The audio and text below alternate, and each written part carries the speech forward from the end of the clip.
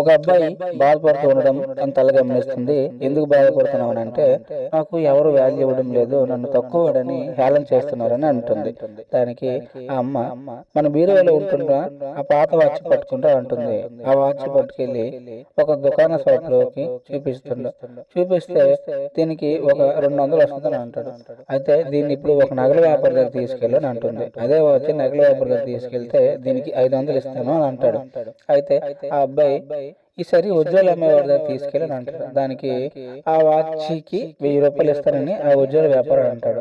Company ఏదైతే ఉందో అక్కడికి వెళ్ళి కనుక్కుంటా అని అంటే, అక్కడికి వెళ్ళి చూపిస్తే ఈ వాచ్కి మేము 2000 ఇస్తామని అంటాడు. అంటే అదే సందర్భంలో ఆ ఓనరు చూస్తాడు. ఆ వాచ్ని చూసి ఈ వాచ్ చాలా పురాతనమైనది, దీనికి మేము వెలకట్టలేము అని అంటాడు. అది వచ్చి వాళ్ళ తల్లికి చెప్తాడు. అమ్మ, నేను ఫస్ట్ ఒక చిన్న షాప్ దగ్గరికి వెళ్తే ఇంత రేట్ చెప్పాడు, తర్వాత షాప్ దగ్గరికి వెళ్తే అలా దీని విలువ పెరుగుతూ వచ్చింది అని అంటాడు. దానికి ఆ తల్లి ఆలోచిస్తూ, చూసావా నాయన, మనము ఎక్కడైతే విలువ లేదని బాధపడతామో అక్కడ ఉండడం కన్నా మనకి విలువ ఎక్కడైతే పెరుగుతుందో అక్కడ ఉండడం మంచిది. నీ విలువ తెలియని వాళ్ళ దగ్గర నీకు విలువ లేదని బాధపడద్దు. నీ విలువ తెలిసిన వాళ్ళు నీ విలువను పెంచుతారు, అది గమనించుకో అని చెప్తుంది. అది ఆ అబ్బాయికే కాదు, మనందరికీ వర్తిస్తుంది. అర్థమైంది అనుకుంటాను.